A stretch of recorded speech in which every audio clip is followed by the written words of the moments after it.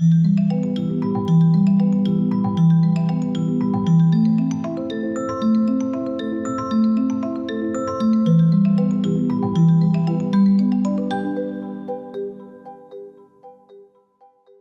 was probably the most confusing card for me, and I switched between so many different symbols before I decide to tell you. I think this is mostly the moon. The moon is represented in other cards as well, but why the moon here? It's about the matters of the heart, the matters of how to adjust ourselves through the feelings, but these are controlled feelings, to another person or to a certain situation.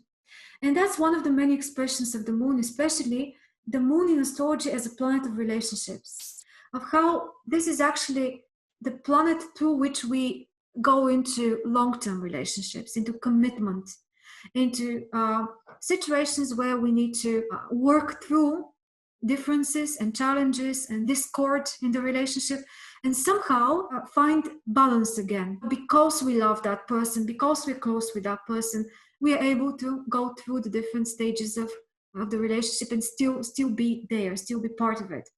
But that's a card of constant adjustment. And this goddess Iris, she's something like, in the myth, something like what Hermes is for Zeus.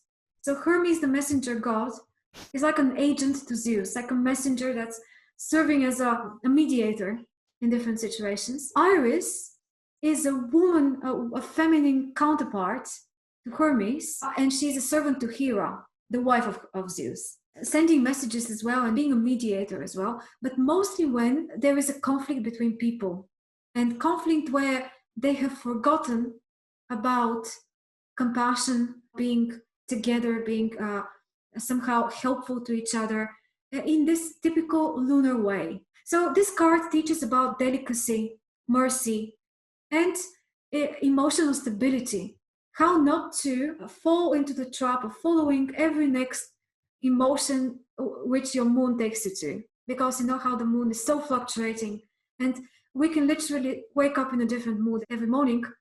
And if we constantly change up the way we act and the way we deal with people around us based on our temporary mood, well, this energy of that card is meant to, watch over these excesses and bring us back in balance with our own feelings, make them constant in a way.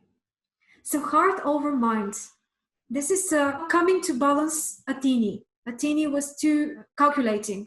This one is rather going to somehow disregard the facts, maybe, but because the heart is willing to make a compromise, temperance is acting in a completely different way here. This was one of the most unfitting cards to me in terms of the general standards, how it's connected to astrology. They say it's Sagittarius. I really don't see Sagittarius in this card.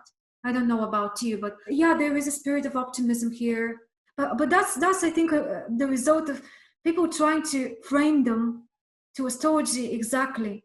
And I imagine this was just one of the cards where neither the sign nor the card had a connection, so they were just put together as a match, but they weren't really a perfect match.